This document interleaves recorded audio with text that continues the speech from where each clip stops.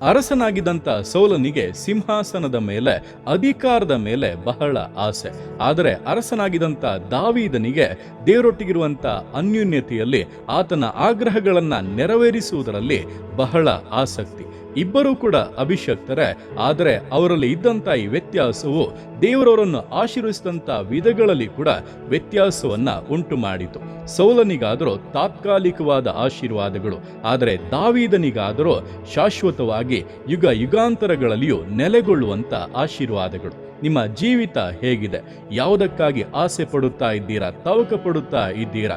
ಇಹಲೋಕದ ಆಶಾಪಾಶಗಳಲ್ಲಿ ಸಿಲುಕಿಕೊಳ್ಳದೆ ಕರ್ತನ ಮೇಲೆ ದೃಷ್ಟಿಯನ್ನ ಇಟ್ಟು ಆತನಿಗಾಗಿ ತವಕ ಪಡಿರಿ, ಆತನಿಗಾಗಿ ಆಗ್ರಹಿಸಿರಿ. ಇಹಲೋಕದ ನಿಮ್ಮ ಜೀವಿತವನ್ನು ಕೂಡ ಆತನೇ ನಡೆಸುತ್ತಾನೆ. ವಿಶೇಷವಾಗಿ ಶಾಶ್ವತವಾಗಿ ನೆಲೆಗೊಳ್ಳುವಂತ ಪರಲೋಕ ರಾಜ್ಯವನ್ನು ನಿಮಗೆ ಕೊಟ್ಟು ಅದರಲ್ಲಿ ಸಂತೋಷವಾಗಿ ಜೀವಿಸುವಂತೆ ಅನುಗ್ರಹಿಸುತ್ತಾನೆ.